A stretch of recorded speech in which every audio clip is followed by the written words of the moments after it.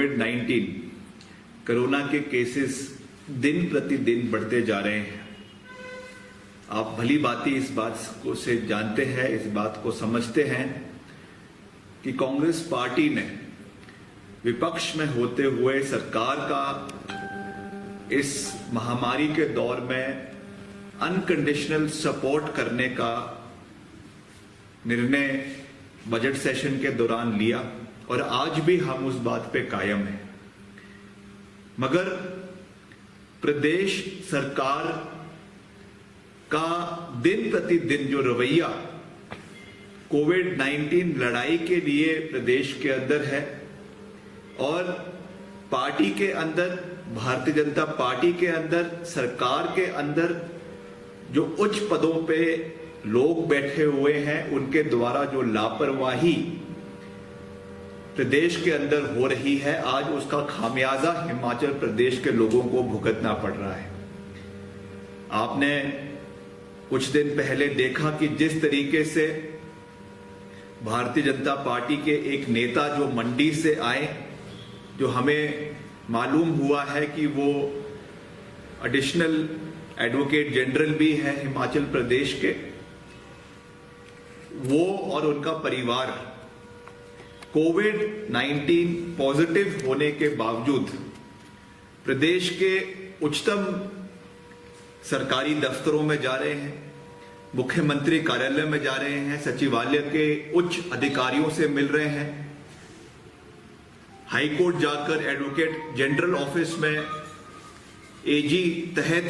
अलग जो वहां पे और एडिशनल एजीज है उनसे मुलाकात हो रही है। और एक व्यक्ति की लापरवाही की वजह से आज हाई कोर्ट के अंदर, एजी ऑफिस के अंदर,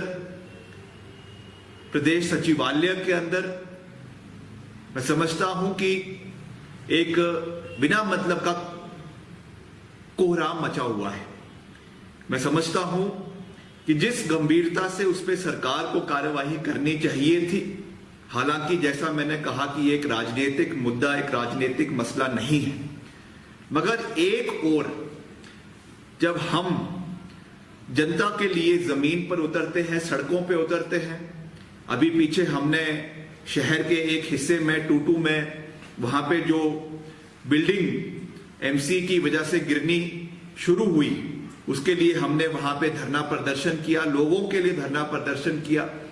उसमें विधायक के खिलाफ, हमारे खिलाफ और कई कार्यकर्ताओं के खिलाफ जो है वहां पे केस दर्ज किया जाता है। और दूसरी ओर जो भारतीय जनता पार्टी के इस तरीके के नेता हैं जो, जैसा मैंने कहा, चाहे सचिवालय में घूम रहे हैं, चाहे आपके हाईकोर्ट में घूम रहे हैं, एडवोकेट जनरल ऑफिस में घूम रहे हैं, उनकी ओर जो दोहरे मापदंड सरकार द्वारा अपनाए जा रहे हैं, ये बहुत दुर्भाग्यपूर्ण है। आज कांग्रेस पार्टी की ओर से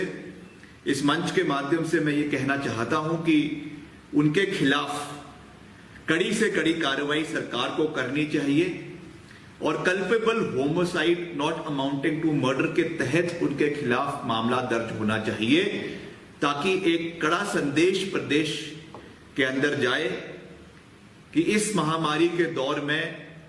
जो सरकार दोहरे मापदंड अपना रही है, उसको छोड़कर कोई भी व्यक्ति, चाहे वो पक्ष का है, चाहे वो विपक्ष का है, चाहे वो सरकार से जुड़ा है या नहीं जुड़ा है, या कोई निजी इंडिविजुअल है, कोई बिजनेसमैन है,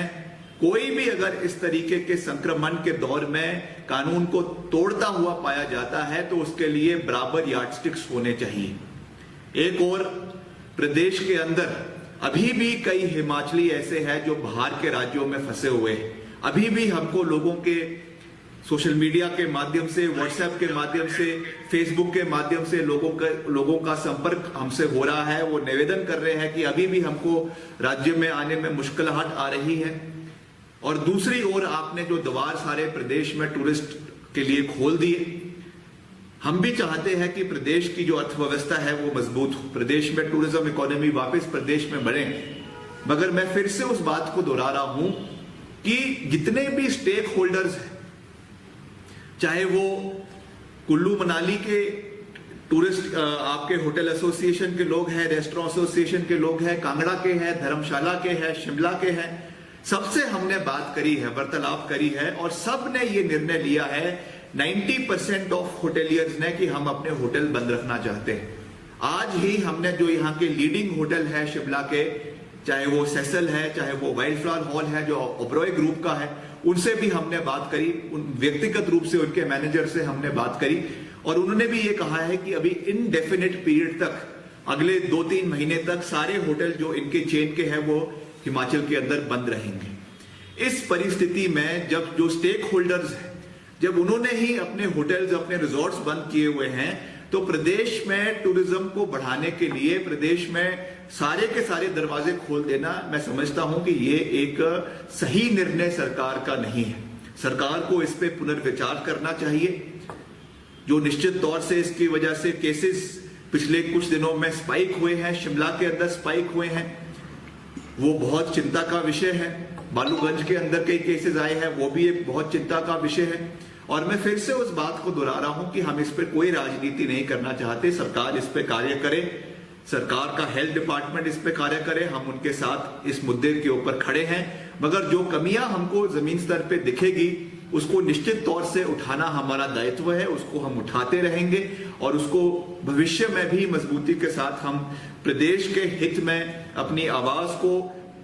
प्रदेश की आवाज को उठाते रहेंगे। दूसरी ओर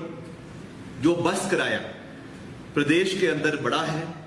मैं समझता हूं कि माननीय मुख्यमंत्री श्री जयराम ठाकुर जी का जो बयान इस पे आया है कि ये केवल कांग्रेस पार्टी इसका विरोध कर रही है और पूरी प्रदेश की जनता हमारे निर्णय का स्वागत करती है या इसका विरोध नहीं कर रही है, मैं समझता हूं कि ये एक बहुत दुर्भाग्यपूर्ण बयान है। इस बयान से हमको ये दर्शाता है कि मुख्यमंत्री जी का प्रदेश के लोगों के साथ जो जुड़ाव है, जो कनेक्ट है, कहीं ना कहीं वो टूटता जा रहा है। आज केवल कांग्रेस पार्टी नहीं मगर आम जन हिमाचल प्रदेश का, चाहे वो कांग्रेस का हो, चाहे वो भाजपा का कार्यकर्ता हो, चाहे वो ऐसा व्यक्ति हो जो किसी राजनीतिक पार्टी से नहीं जुड़ा हुआ, आम जन हिमाचल प्रदेश का आज इस 50, पहले का 25 और अब का 25 मिलाकर 50% जो वृद्धि बस किराए में हुई है उसका कड़े शब्दों में उसका विरोध कर रही है। मैंने पिछले कल भी ये बात करी कि मुख्यमंत्री जी को इस मुद्दे का प्रतिष्ठा का सवाल नहीं बनाना चाहिए। अगर उन्होंने ये फैसला ले भी लिया है प्रदेश हित में, जनहित में और क्षेत्र के हित में, उनको इस फैसले को तुरंत वापस लेना चाहिए। और वैसे भी जो इस महामारी के दौर में आर्थिक स्थिति प्रदेश के लोगों की, बागवानों की, किसानों की बहुत कमजोर हो चुकी है, इस परिस्थिति में एक एडिशनल बोझ लोगों के ऊपर डालना ये बिल्कुल भी सही नहीं है। बेशक एचआरटीसी लॉसेस में चली हुई है, मगर इस समय हमको प्रदेश हित के लिए, लोगों के हित के लिए अगर कुछ जो है मजबूत कदम या कड़वे घूंट लेने भी पड़ते हैं, मुझे लगता है वो लेने चाहिए। और निश्चित तौर से आने वाले समय में भी इस तरीके के अगर कोई मसले हमारे समक्ष आएंगे, हम उसको निश्चित तौर से उठाते रहेंगे और प्रदेश हित में इन समस्याओं को सरकार के समक्ष उजागर करने का सरकार की विपक्ष के रूप में